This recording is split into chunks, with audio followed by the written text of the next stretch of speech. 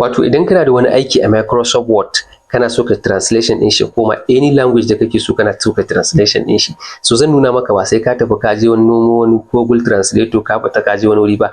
A Microsoft Word ɗinka da ka gama aikin ka kowane iri ne ko littafi kake yi kana so ka canza shi wani language, so zan nuna maka a lokaci kankani ne zaka translation din aikin ka akan Microsoft Word.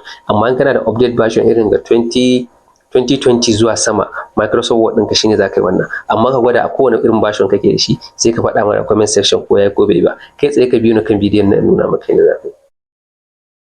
So kun gani already kun ga aikin ga yanda yake nan. Na yi highlighting din shi. So zan shigo home. So kun ga already aikin na yi highlighting din shi ko? So zan shigo nan sama menu bar ɗina kun gani ko? Zan zo kan nan review. So idan na zo kan review kun ga ya canza menu bar. Kun ga inda yace translate din nan akan review.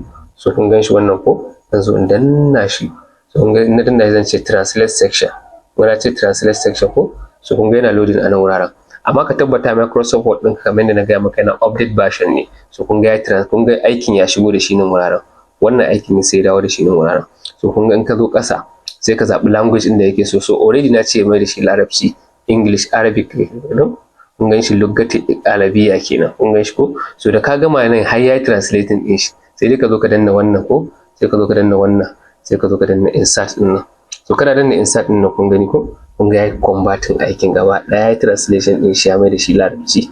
To duk language ɗin da yake available a nan wuraren duka wanda kake so ka zo a nan wuraren za ka yi translation ɗin shi gaba ɗaya. Kun gan sa ka yi tafiya duk language ɗin da kake so. So still kuma za ka iya komawa da shi duk language ɗin da kake so zai ma translation ɗin shi. So wannan shine ku yi kokari ku share bidiyon nan da yawa domin mutane su amfana. A next video na kuma zan nuna muku yadda aka converting din PDF file zuwa Microsoft Word. Hanya kala-kala mai yawa zan nuna muku. Da haka kai liking, kai sharing, kai following sai mu haɗa bidiyo na gaba.